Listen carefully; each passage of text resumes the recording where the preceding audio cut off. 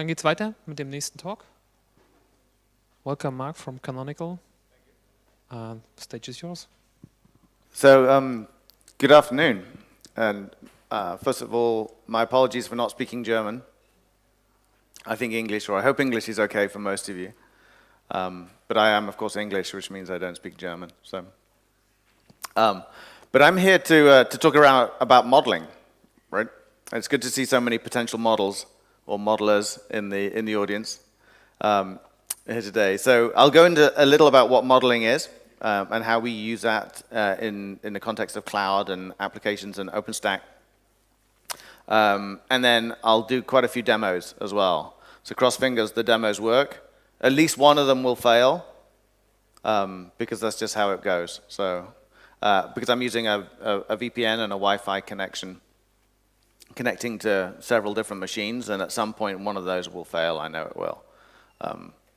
But if it all works, then I'll be very, very impressed. So just actually quickly before I go into the good news, my name is Mark Baker. I'm the OpenStack product manager at Canonical. Canonical is a company that helps produce Ubuntu. Hopefully you know that. I'm involved in several of the OpenStack product groups, or working groups, I should say, the product working group, the enterprise group, and I'm also an OpenStack board member, so I get to sort of sit in long meetings deciding who gets to join the OpenStack Foundation, mostly. So good news is that England's going to remain in Europe. You know, this is a big issue right now in the UK. But after the result last night, we know that we're going to be through at least to the next rounds. Well, we're going to get to play somebody on next Monday. I think you've got, you know, your big decision point coming up this evening. So we wish you luck. So there's a little bit of kind of background here to Canonical and Ubuntu. Has anybody participated in the OpenStack Foundation survey? Well done, one man at the back. Okay, so every 6 months, the OpenStack Foundation runs a survey. And if you're an OpenStack user or a member of the OpenStack community, that you are invited to participate in this survey. And it takes about 40 minutes, half an hour to complete. It's quite a long thing, but it asks a lot of questions about your view of OpenStack, what you're using, how you want to use it, the applications you want to run on OpenStack. And so some of the questions they ask are, or one of the questions they ask is what operating system do you run? And Ubuntu is by far the most popular choice there. So Ubuntu runs more OpenStack than all other Linux technologies combined. So, and it actually continues to grow in the market share. And there's a number of reasons for that. One is that we were very early into OpenStack, so we were one of the founder members. But two is that we focus very, very hard on tight integration between Ubuntu and our OpenStack distribution, the OpenStack packages. So that tends to stand us in a very strong position. It means that a great many of these customers use Ubuntu, and many of them use Ubuntu OpenStack. So great example here, of course, is Deutsche Telekom. So not necessarily the example you saw this morning. Deutsche Telekom is a big company, arguably not one company, it's many companies. So there's a very large project that we have on the go with Deutsche Telekom. It's certainly our biggest customer in Europe. But then similar projects, people like Walmart, Best Buy, and eBay, and others that have deployed OpenStack on Ubuntu in many, many instances, Ubuntu OpenStack. If you are considering deploying OpenStack, come and talk to us. An interesting reference point here, this is also from the user survey, is that many customers, or increasing numbers of customers, are choosing to use the packages from an operating system vendor to build their OpenStack. So you see there unmodified packages from the operating system. That is, of course, Ubuntu, but it could be SUSE, it could be Red Hat, it could be others, right? But the reason that people are choosing packages from the operating system vendor is because there is such a tight coupling of OpenStack with the underlying OS. KVM, libvirt, QEMU, Open vSwitch, all of these packages sit in the OS, which means that if you want high performance, robustness, resilience, right, you really need to have deep, intricate knowledge of the operating system. right, and be able to support those things. And so we see increasing numbers choosing or selecting the operating system vendor to provide their OpenStack distribution. Those that don't are choosing unmodified packages from a non-operating system source. That would be a third-party OpenStack vendor, Mirantis, for example, or any of the others. There's at least a dozen, I think. And then, of course, the last two options are people sort of building their own. That's not recommended unless you're already a long-established OpenStack developer, right? So who's using Ubuntu here? Anyone? Apart from the Canonical employees. Thank you. Good, a good number. So most of you understand this. We release every 6 months. And you'll see, just to explain, at the bottom here, 1404.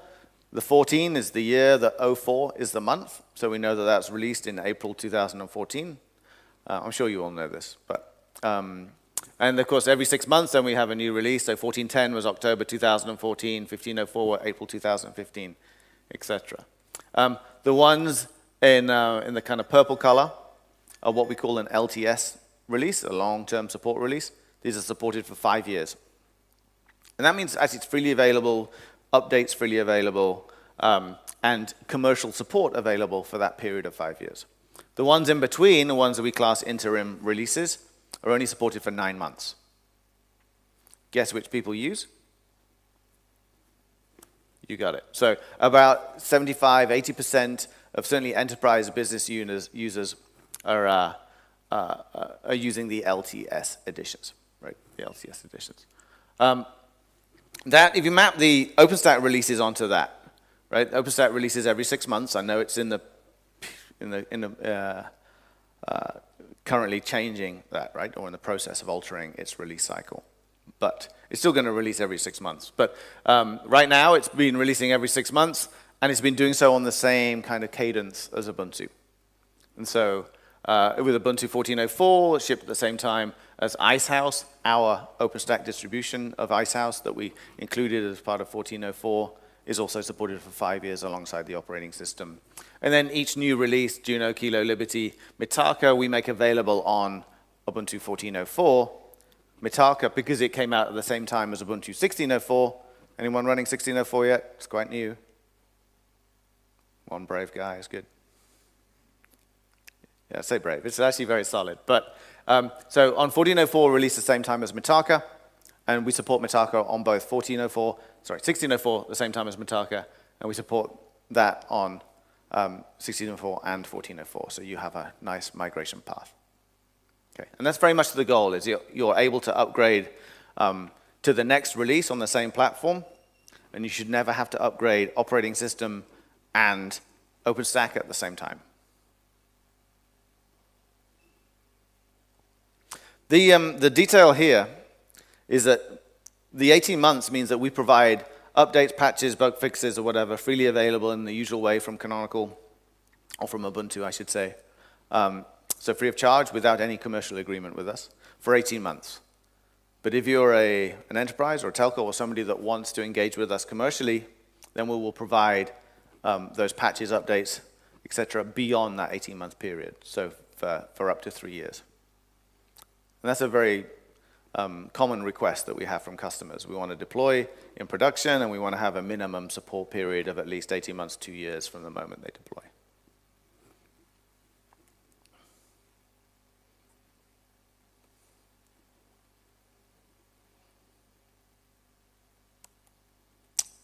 The right slide. Good. Yes. So free software is quite expensive. This is what a lot of people that are deploying OpenStack are finding out. It's not expensive to buy, of course. It's not expensive to procure, but it is expensive. It's not even that expensive to operate, to deploy rather, but it is expensive to operate, right? And this is for many reasons, right? It's complex software. It requires very smart people. And this is the way that we like to try and describe this is that modern software is going through this change.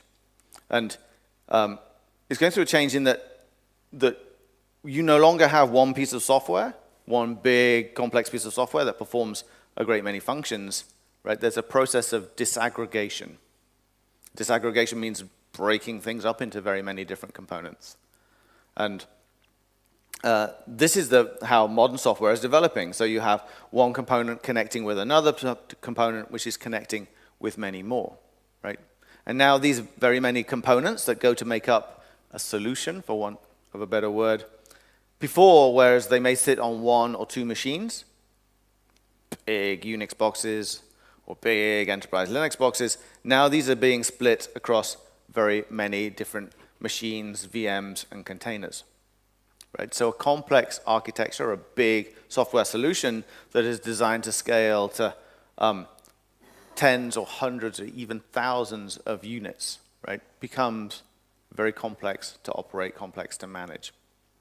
And you'll see this how a service will relate to, can be spread across whatever that is, 25 or 30 machines. A service that it's related to is spread across different 15 or 20 machines, etc.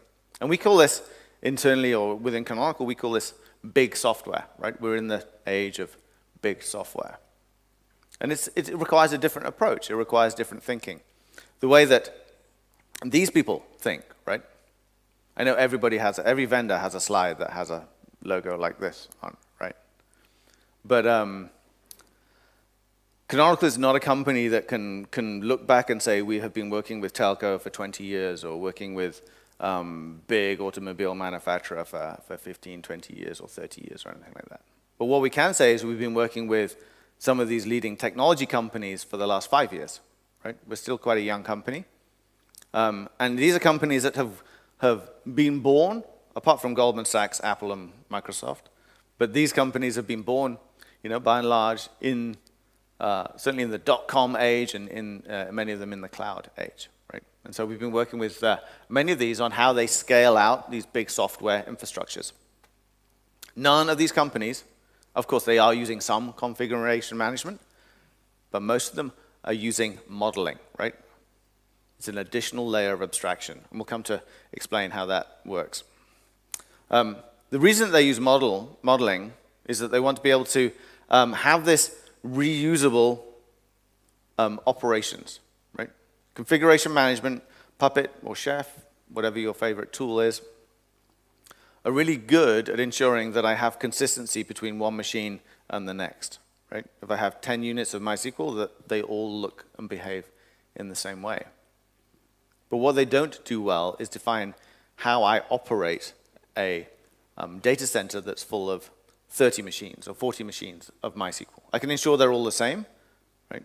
But I have very many scripts to manage in terms of backing them up, operating them, doing my import, export, connecting them to new applications, right? And so what we really want to have is a model that allows us to have a layer of abstraction that also allows us to define a lot of those operations, right? How do we do those things? And open source software has been very good at allowing us to collaborate on how do we develop a piece of software. What we really want to do, all of these companies, by the way, they have all internally got big projects on how they operate software, right, which they don't share with the world. What we really want to do is have a model that we can share between very many different companies on the best way to operate a system, right? Why should I have my way of backing up a MySQL database from 30 machines and you have your way, right? We should just share and agree on the best way. And so it's a different layer of different means of collaboration that we are driving towards. And that requires different thinking and different tooling. So we look at a typical operations whiteboard, right?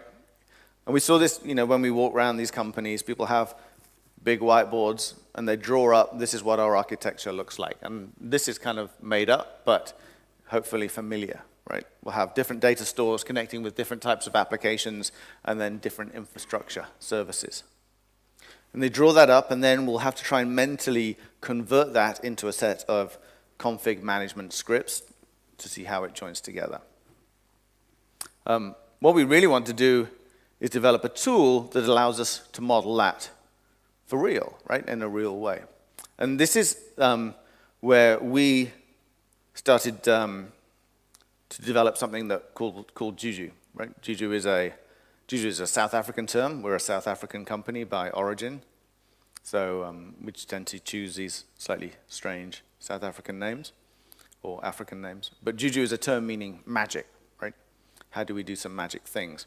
And the goal of Juju was to allow us to model, like in a whiteboard, how we connect a complex application, not just what that application looks like, but then the operations of that. So in this case, a Galera cluster, Galera being a means of clustered H, highly available MySQL, allows us to be able to define the operations of that Galera environment within a charm. And a charm is a similar kind of thing to a Puppet script or a chef recipe or something like that. And there are a great many of these. These are, I think, there are 200 plus different applications that are supported within this tool. Rather than me talk about them a little more, what I'll do is go and show you some of them. So this is a Juju environment.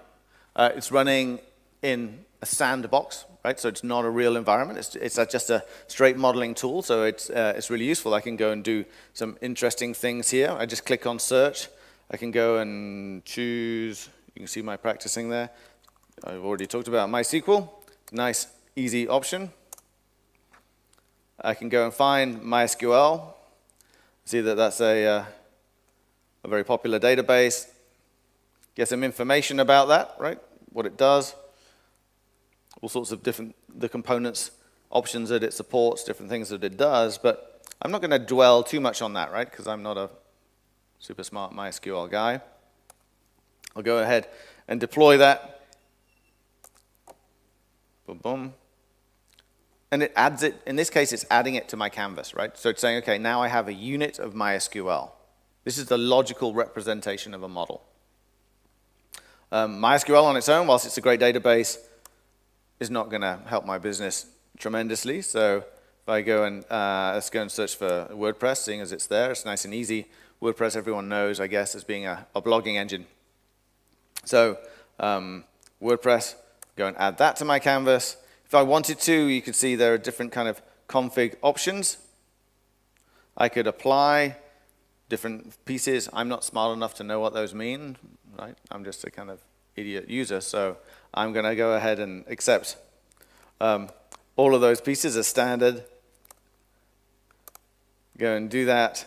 And now I've got one unit of MySQL, another unit of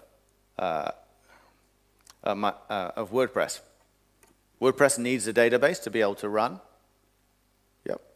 So rather than now SSH into a machine and add some, apply a Puppet script or a Chef script or hash up some bash scripts myself, edit a config file, I could go ahead and click on one of these units. You see the little thing that comes out of the top there, and add a relation. And when I go and commit that change, if this was for real, it will go ahead and make that connection between the two. Make the connection in this instance means it would exchange some keys, SSH in, add the config that's been defined within the charm, right, and build that connection, right? But I as a user, haven't had to do anything smart like that, right? I've just done it.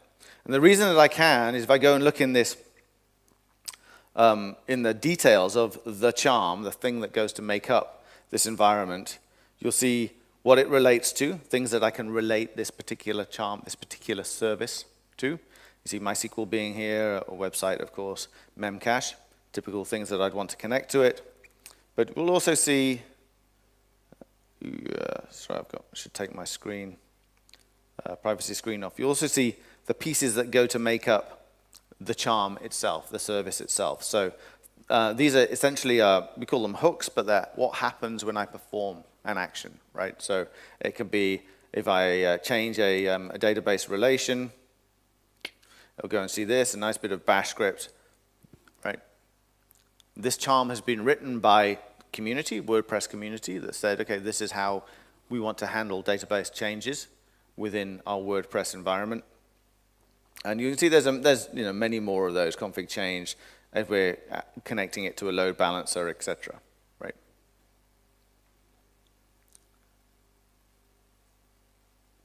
So I, as a user, haven't had to do anything there, right? What I'm doing is reusing the work that other people, that the community, WordPress or MySQL community have done in terms of defining a set of connections, defining a set of operations for me to be able to model a piece of software, right? This is a very, very simple application, WordPress and MySQL. But you can see how if I could build that up to make it a little more complex. I will do that in a few minutes, but in the meantime, I will flip back to OpenStack. So OpenStack is a complex piece of software, right? There are, anyone know how many OpenStack projects? So let me flip back to that. No? 54 at last count. So 54 different OpenStack projects, of which, see? 54 different OpenStack projects, of which there are probably about 12 or so that are considered core, or there are 6 actual core projects, but there are a great many more that will go to making up your environment.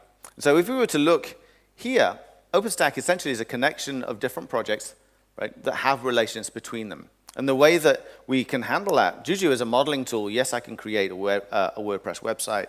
I can create a MySQL database. I can connect those things together. But Juju itself is a piece of big software. Sorry, OpenStack itself is a piece of big software that has projects that are related with one another. So if I search within our OpenStack within Juju here for OpenStack, everyone's going to have to stop using the internet apart from me.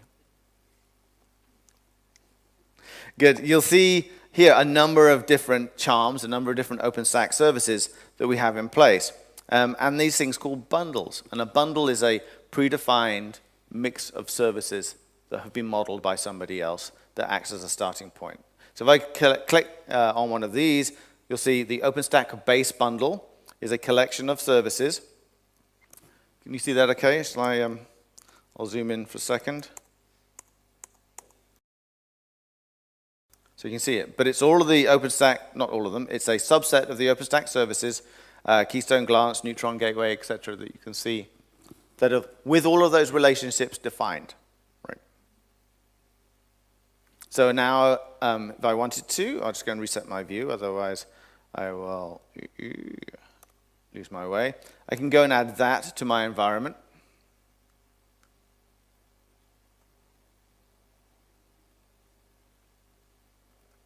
A little slow, come on, there we go.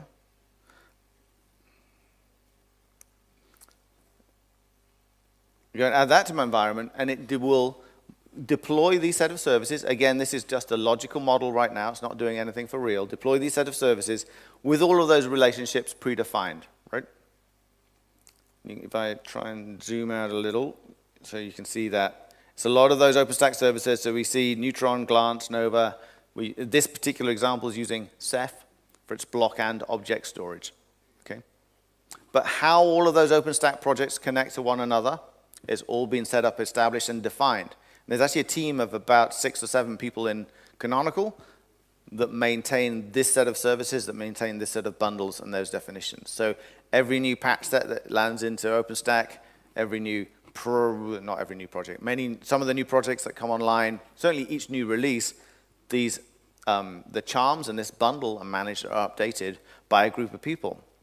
And they are taking their inputs from many of our customers. So the likes of Sky in the UK, the likes of Deutsche Telekom here, the likes of Verizon in the US that are using this, right, to model their OpenStack environment, give us that feedback, and we incorporate that back into this model. So you get to benefit from the goodness that they are bringing to us. And that's, you know, often in the form of security enhancement, high availability, or performance. So you'll see that if I go ahead and deploy that, it'll give us that model. But as I said, this is not doing anything for real right now. This is just a model. Okay? But the nice thing is you can see at the bottom, we have this import and export. Right? So if I go ahead and export this definition, I'll go and do it with, get it? And here we'll see a shareable, reusable definition of our OpenStack bundle with all of the OpenStack services and how they interrelate with one another. Now, this is a piece of YAML file, and I'm not going to talk you through it because even though I have an hour, that's still not long enough to do this.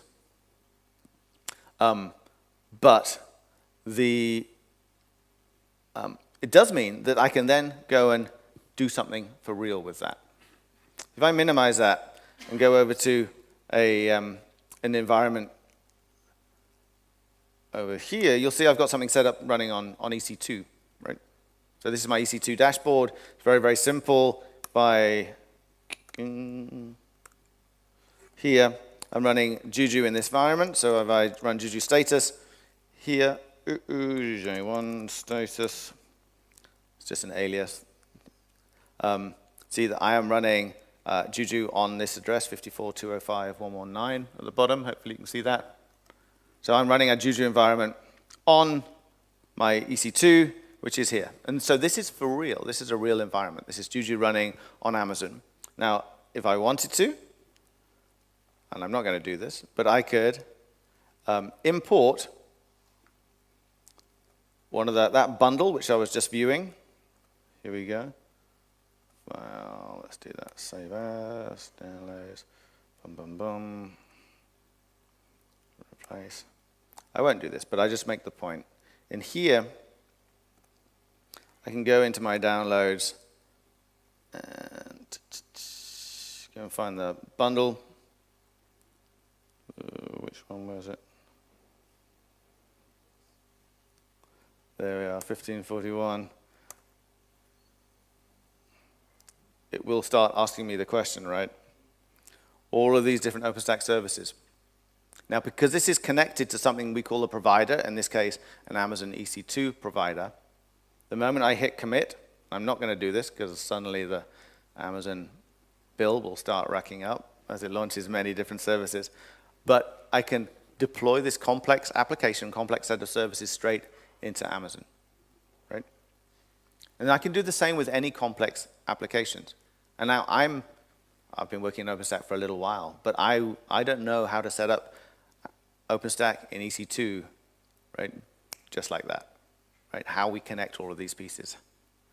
This is, by the way, would be Mitaka too, so it's a recent version of OpenStack. And that's the power of Juju. That's one of the powers of Juju, is it allows us to be able to share, to reuse knowledge of how best to connect things, right, in a way that we all benefit. It's bringing that open source thinking to operations. And that's really kind of one of the primary drivers of Juju and of modeling, right? It's reuse. So let's bring this back in line. So if we're running an OpenStack environment, right, the first problem you have when you want to build, right, I can talk about modeling and cloud is all great, but the first real problem you have is how do we turn on a real server, right? How do people provision hardware? How do you solve it today? Who uses scripts, right? Pixie booting scripts and that kind of thing? Okay. Anyone using Cobbler or Foreman? Yeah. Or Fuel, which is a layer over some of those things. Okay. So there are different ways to solve that problem. And we've looked long and hard at how do you provision hardware, right? How can you do that in a nice automated way? And we have a tool called MAAS, Metal as a Service. This essentially automates bare metal provisioning, allows you to be able to provide networks. It has IPAM, or IP address management, built in. It has a very fancy GUI, which I'll show you in a minute, but also a REST API, so you can interact with it programmatically. And then it supports multiple different operating systems. Rather than actually just talk through it, I will go and show you it. And so this is a MAAS environment, Metal as a Service environment. We've already gone through the process of registering a number of machines in here. You'll see it's canonically called Demo Lab, so it's designed specifically to demo in situations like this, which means hopefully it works. And if we go through and see, look at one of these machines, it's a little slow, I'm afraid, but you'll see this is a machine that has been registered into our inventory. So we've gone through a process of commissioning. We'll see what type of network interfaces it has, what storage, disk partitions, latest events. We see the output of when we went through the commissioning process, so we can get some very detailed information about this machine in terms of BIOS revisions and disks involved, controllers involved. So it gives us a lot of information in there, as you'll see. And I can do various things with this, so I can deploy it. If I go ahead and deploy, you can see I can go and choose different operating systems, lots of Ubuntu options here, of course. But I could equally, if I wanted to, actually choose Windows or CentOS or SUSE or some other operating system too. So this is not an Ubuntu-specific tool. And we have customers in the UK, in fact, customers all over the place. I'm familiar with one in the UK that uses this to deploy another Linux operating system. They don't actually deploy Ubuntu with it, but they use this to deploy another operating system. So we can go ahead and deploy that. If I go and click Go, it will start. Essentially, it will go and talk to that machine. It'll power it on using one of the standard power protocols, typically IPMI, but also some custom protocols. In fact, if we go and show you one of these, and if I go and add a machine, you can see the power type that it supports here. So if we wanted to add new types of hardware to this, we've got things, of course, like IPMI, Intel AMT, which are fairly standard, albeit with their own challenges, power management solutions. But then some interesting things, Cisco UCS Manager, for example, HP Moonshot, VMware, so we can actually talk to VMware API in the same way that we would talk to a power management to be able to provision machines. And so this gives us a nice flexible means of being able to manage our hardware as if it's a much more flexible pool of resource. Right? I can just say power on machine, give me an Ubuntu 14.04 machine, and that saves me having to go and do it all manually. Right? And if I was in, this is not a big setup, 21, well, it's large enough, I guess, 21 nodes. Come on, machine.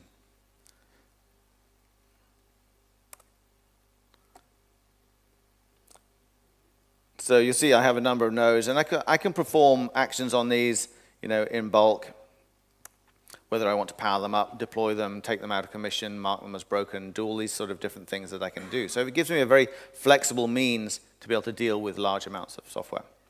But where this starts to get really interesting is when I connect that to something like Juju, right? So in this instance, over here, I have Juju connected to EC2. And if I go back, I have Juju connected to EC2, just in the process of about to deploy OpenStack on it, which I don't want to do, right? But if I do connect it to, connect Juju to MAAS, Metal as a Service, via its API, then it gives me a very efficient way to be able to lay down OpenStack, all of those different services, across a bunch of different machines. And that's exactly what we've done already. Now, I could do that for real here, but it takes a little while, right? A couple of hours. And you've got some football to go and watch at the end of this. So we had this deployed already. This is deployed running, is it Mitaka? Where's Scott gone? Nope. It may, probably Mitaka, we'll go and check it out. But this is actually running this environment. So you'll see this is the real life model that we had, OpenStack before. If I go and find one of these, if I get the right one, that's Neutron. Here we go, the dashboard, the OpenStack dashboard. You can go and see the units that we have running. Select all units, and you'll see the IP address there, 10.232.1.199. And that should, if I cross my finger, correspond to this, right? So this is our Horizon dashboard. We click on overview. It's a little bit slow. When I was testing it just out in the lobby, it's a little bit slow. But here I want to show this is, again, the power of the model, right? We've created our model of OpenStack. We've modeled that in Juju. We've connected it to an endpoint, in this case, a bare metal provisioning system called MAAS. And so when we click deploy, it's actually spinning up a dozen or so machines. It's installing the OpenStack services on them, and it's connecting them all up, right? There are other ways of doing this, of course, but this is the way in which we have done it here. So and there's a couple of things I wanted to show you. One is there's nothing running on this system right now. So we're going to start an instance. Is this familiar to everybody? We've done this before.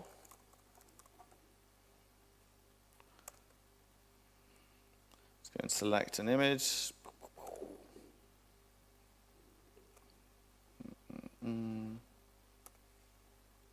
No. Select a source. No. Oh. Let's try again.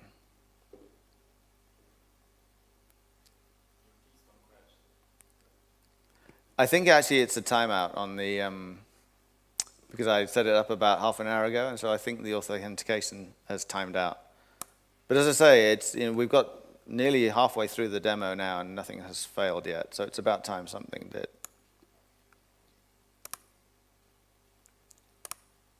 Okay, we'll come back to that. Just in case, I do have a backup one, but we'll deal with that in a minute. So, let's get back to the slides so I can see where I am. So MAAS gives us this means of being able to provision hardware. When we connect it with a modeling tool, it enables us to be able to automate how we can bring systems up very easily. So, and that's not, as I said, that's not just Ubuntu systems. It could be Ubuntu, Red Hat, SUSE, CentOS, Windows, or indeed your custom thing, your own custom thing, right? And so this is not, again, it's one of the very common requests we've had from people. It's great that you can model Ubuntu services. It's great that you can model OpenStack. It's great that you can model complex applications like Hadoop or Spark or whatever. But this is not an Ubuntu-only world. So, and we want to be able to use these other things. So help us model that. And so we have done. The second problem is, say, deploying software, and it's exactly what we have done with OpenStack, right? OpenStack is a very big, complex application. We've defined it within these charms. How they work, how these charms work together, is that a charm declares an interface.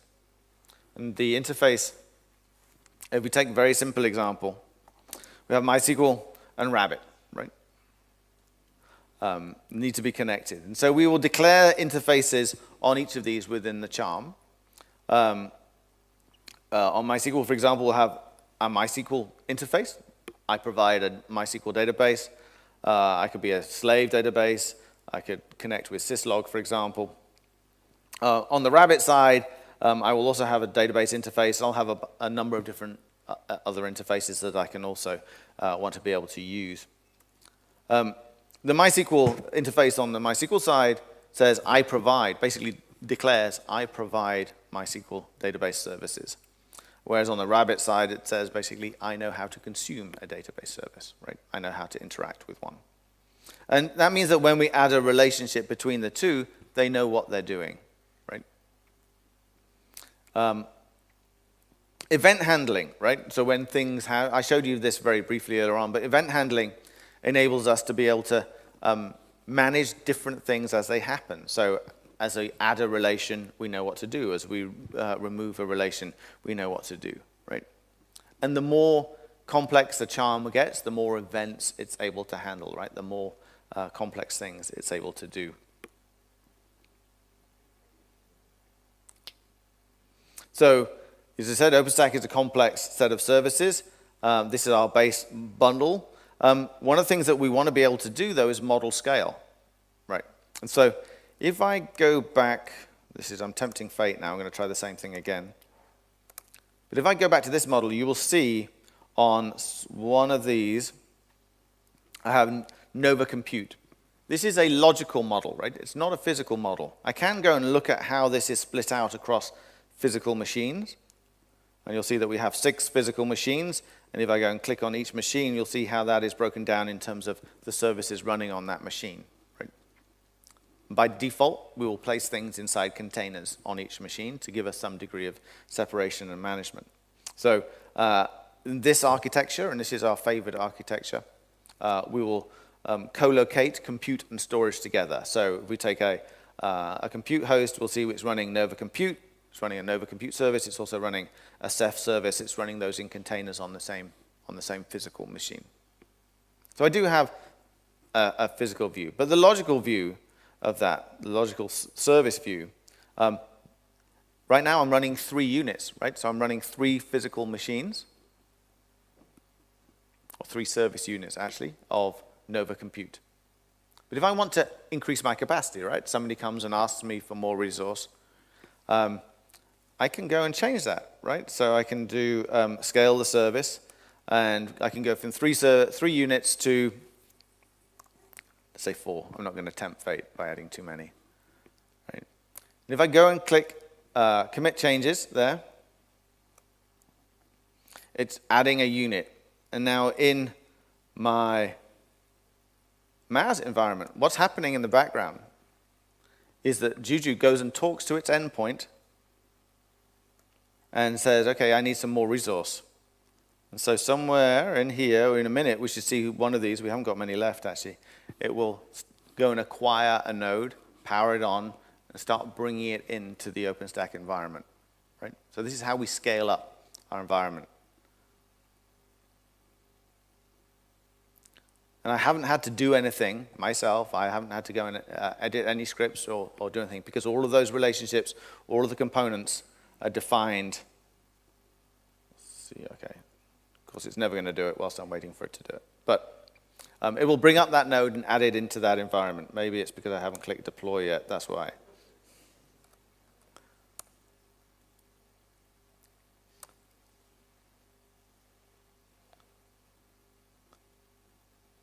So it allows us to be able to scale that service, and hopefully we'll see that come up. Allows us to be able to scale, and so one of the difficult things that we'll see, not there yet. I'll come back to it. So one of the difficult things you see in an OpenStack environment is, okay, when I need to add capacity, how do I scale it up? And indeed, when I want to remove capacity, how do I scale it back down again, right? And if you have a model, a logical model that has all of those relations defined, that becomes much, much easier, right? Much easier. So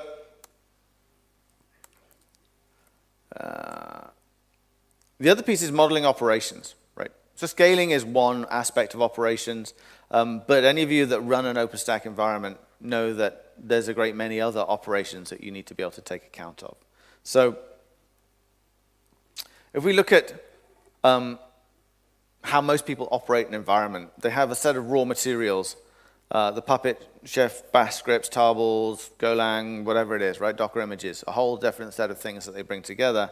But then they have these operations, and these operations are, I want to add or install software, upgrade it, back it up, benchmark it, integrate it, all of those different things. And the more of the materials you have, the more iterations or is that right? Yes, the more iterations or permutations there are of these operations, right? So you need to have bash scripts for managing your Docker images, scripts, Puppet scripts for managing your bare metal or your VMs and all of these different pieces. And it starts to get very, very complex. If you have a layer of abstraction and a model, and you have those operations baked in to the charm, we can encode those as something called an action. So within a charm, within a service, keeping with the MySQL and Rabbit example, not only can we define how do I deploy that, right? How do I install it? How do I connect it to a different service? Then I can also define, okay, how do I back it up, right? So if I send a command, back up my database, it's already defined. And the examples here we have back it up, vacuum it, reset the logs, optimize it, or in Rabbit space, flush the cache, refresh the content, etc. Right? And this is allows us to be able to encapsulate operations in a crowdsourced way in the same way that we develop software in the open source community, right? And I'd love to see a world where no longer are we so fixated on how many lines of code have you added to a given project, right? But what smartness of operations have you enabled the community to benefit from, right, by contributing to some crowdsourced operations? Because operations is the biggest cost in our organization now. It's not, right, how big is the software, it's how do we operate it. And whether it's installation, configuration, health checks, and benchmarks, we see all of these things. So if we look at upgrades and updates, we have an example here, and this is on the OpenStack dashboard charm. I could go and show it for real, but I'll probably not be able to find it. We have this section called actions. And within that, charm itself is written in Python. Within the actions, you'll see there are a number of different things that we can do, right? These are operations that this particular charm supports. So OpenStack upgrade is one of them. OpenStack Mitaka is 13th or something release, 14th release, something like that. And so it's pretty well established that you need to be able to upgrade from one release to the other. Thank you. So OpenStack upgrade if we're running an OpenStack Liberty environment that's defined in a charm, defined in Juju, we can give it a signal, upgrade, right? Go and upgrade. It will look for a later version in something called the charm store or the charm repository. And defined within this action is how it will upgrade from one to another. Now, this is not a fully automated, hands-off, all of my services keep running, my users don't notice, my upgrade happens, I can watch the football whilst it goes on, right? It's not quite there yet. But it is a lot easier than doing it manually. And in fact, with a bit of planning, right, of how we are managing our VMs on systems and how we're scheduling them, we can certainly run upgrades without downtime or very minimal downtime depending on how the network's configured, right, for a network restart. But the important thing in here is that, most people, when they try and run an upgrade, yes, and there are some great tools. If you use Blue Box or Fuel or other tools can also help with this. But there are a great many how-to guides and help guides in these things, right? But our goal is to try and put all of that knowledge inside a piece of software that run those operations for you, rather than you manage that yourself. So, see it in action. One of the things that I was hoping to show you, and we'll go back there and see it if we can, is that one of the models that we have,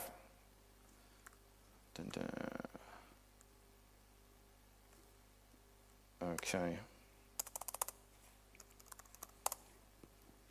So this is a system, this is running actually again over in the US, it's in somebody's basement. This is just a single system, but if I run this, you will see Juju status gives us a list of all of the running services, right? And this is just one system. So if I do -A, you'll see it's just one particular system. And if you do a demo, you can never type properly when there's 50 people watching you. So you'll see just a bunch of different interfaces, right? And that is because we are running, if I do LXC list, you'll see that actually we're running an entire OpenStack system in LXC containers. Do you know what an LXC container is? Anyone like me to explain what an LXC container is? No? Look at that. There's people that want to go. So there is, however many this is, 16 LXC containers that are running on a single system. This is actually an Intel NUC. It's got 16 gig of RAM and an SSD and an Intel Core i7. So it's it's reasonable. It's probably bigger than your average laptop, but it's not a big machine, right? But it's running OpenStack in 16 different containers, right? This we have modeled using Juju, and we've deployed onto a system, right? And the nice thing is, this is actually running on, if I get this right, sudo zpool list. It's actually running on ZFS or ZFS. How do you say it in Germany? ZFS, good. Thank you. ZFS. So, and that means that we can run containers super fast. It also means that we can run these things. Let's go and find. We can do some fancy things too. So I have my crib sheet here, right? Let's go and do one of these. So you can see how real it is. Let's go and pick one of these services. I'll go and just do it at random. If I do LXC exec.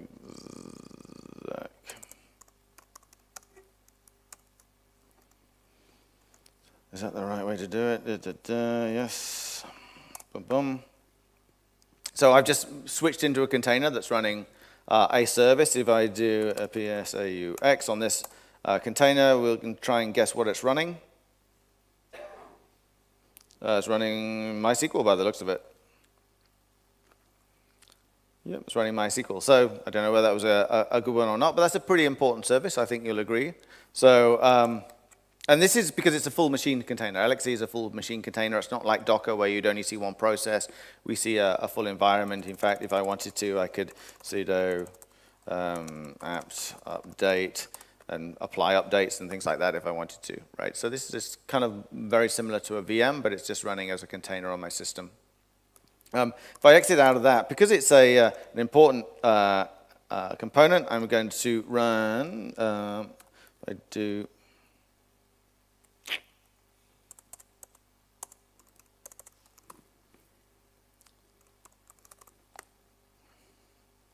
and go to the end.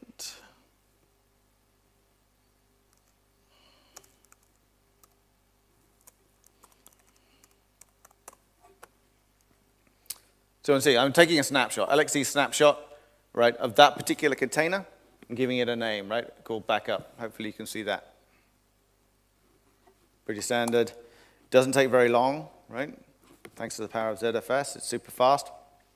And now when I run my command here, LXC list, you'll see in the column here, snapshot equals 1, right? So I've snapshotted that environment. If I go back into here, you see, where am I? Just in the root directory, there we go. So I can do sudo rm-rf/user/bin, for example. Not recommended on the MySQL host on your machine, right? Because bad things will happen typically.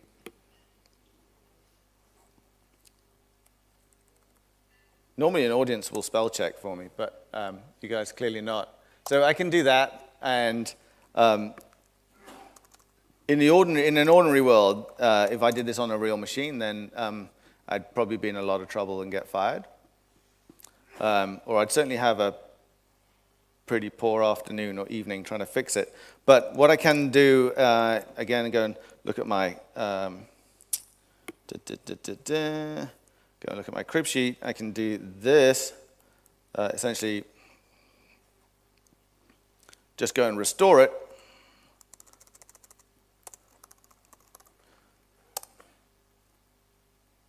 And the same command again. And cd, what did I delete? User bin, wasn't it? And see all the pieces are there. So to be able to model our environment in Juju like we did, deploy it, we could deploy it into EC2, we could deploy it onto separate machines, or in this case, deploy it in containers on my laptop. Because in this case, I'm based it on ZFS, I've used LXC containers, I've used snapshot. I can, if I do have a problem with my OpenStack environment,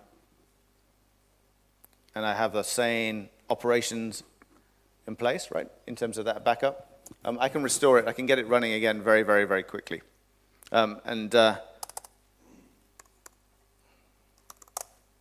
Which I think you'll all agree, if you've been running an OpenStack environment, right, trying to be able to restore after some kind of issue is very, very helpful. So the combination of open source operations plus some smart technologies on the back end allow us to be able to do these things very quickly.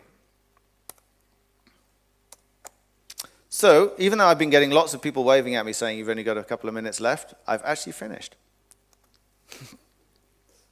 So I'd really like you to do, if you like what you've seen today, please go and try it. The first place you can learn about modeling and how we can model complex applications together is Juju Charms, jujucharms.com. I've used OpenStack examples, but if Hadoop is your thing, or machine learning, or Spark, or any of these types of things, Kubernetes, I didn't do that. That's like #1 cool thing that you're supposed to do, isn't it? Anybody using Kubernetes?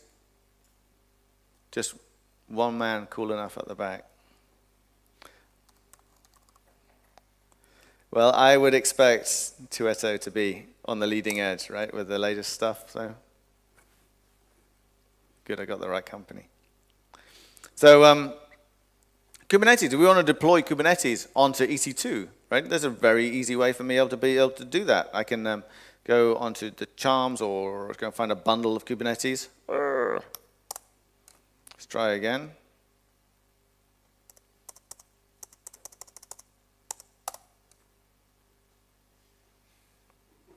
I've just gone one demo too far now.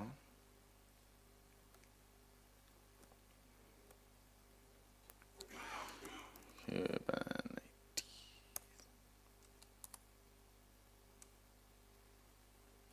Let's do that one. Go and add that to my canvas.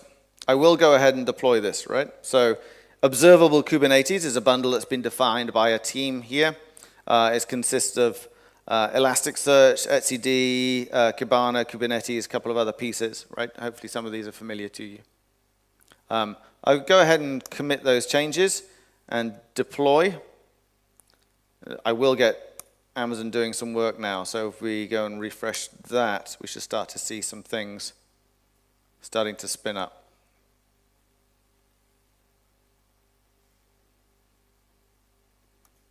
As they will come up, so it will take a minute or two. But I would say, in the first instance for you, please go to this place, demo.jujucharms.com. If we go back to the slide, you can play around with it there. Start to build model things. You don't have to connect it to EC2, so you can just do it for free. You can export those models if you want to then be able to pull them into a different system at a later date. If you want to be able to play with OpenStack, of course, you can do that on jujucharms.com, but you can also use something called conjure-up.io. So if you're running Ubuntu 16.04, pull it down. If you run a MacBook or whatever, pull it down as a 16.04 as a VM, apt install conjure-up, conjure-up, or go to the conjure-up website, conjure-up.io, and there you'll get instructions how you can set up Ubuntu and OpenStack in containers on your laptop in exactly the same way that I was just doing on that machine, right? But you will need 16 gig of RAM. Otherwise, it's going to take a long, long time. So please, try it out. If you have any questions or anything you see, please come and talk to me. The guys on the booth, we got our little stand over there, have all of these demos too. So if you want to see them in more detail, come and see them. Thank you very much. Does anyone have any questions? Do you have time for questions? Okay, thank you, Mark. Any questions?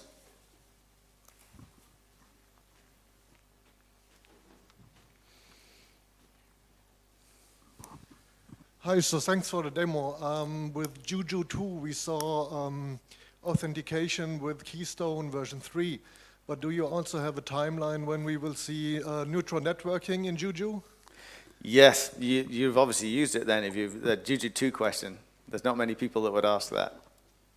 So, yeah, Keystone v3 support came in with Juju 1.2.5 in Liberty, I think. And the Charm support came in with Liberty.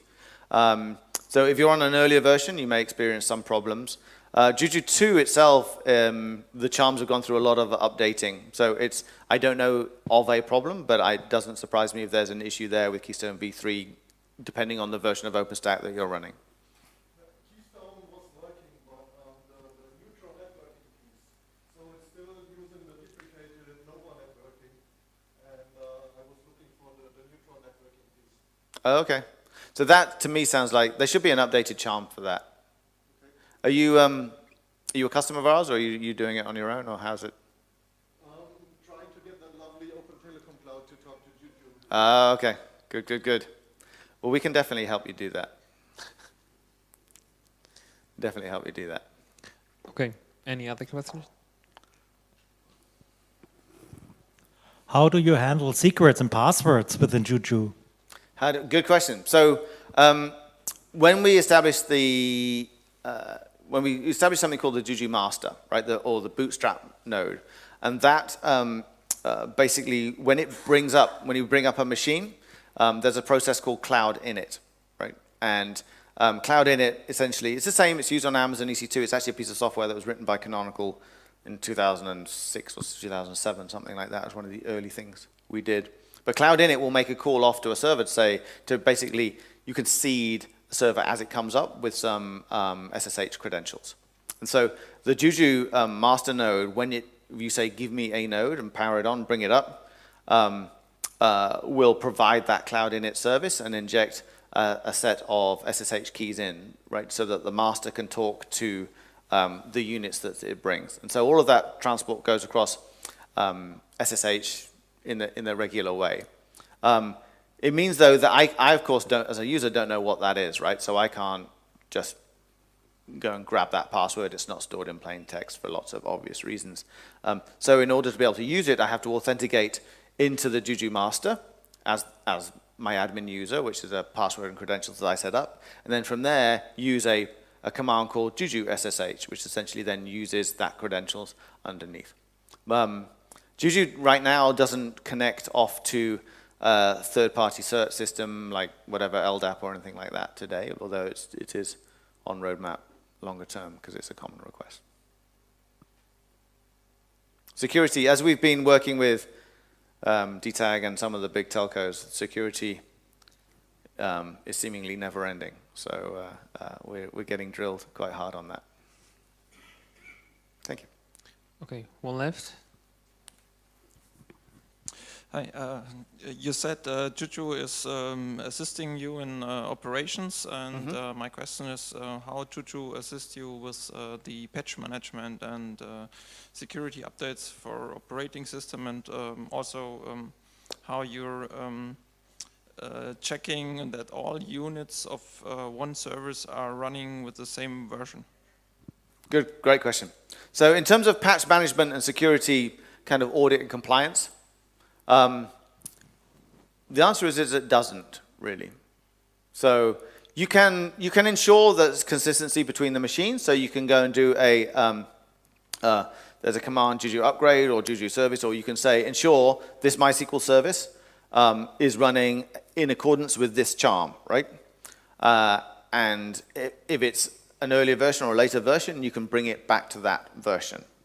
But that's not the same as then determining the level of security compliance or the patch level. All it says is, okay, now I know it's at this patch level, but that may not be the most recent patch level, right? So we have another tool called Landscape that we use, which has been around in Canonical for quite a long time. It's very similar to other tools that you'll get from other Linux vendors in terms of being able to get a picture of all of my systems, understand which packages they have installed, what patch level each of those packages are, if there are any alerts outstanding saying, you know, whatever it is, my version of Bash has a known vulnerability and I need it to upgrade, all those kind of alerts, etc., CVEs, etc. So there's a different system that sits alongside that you need to run.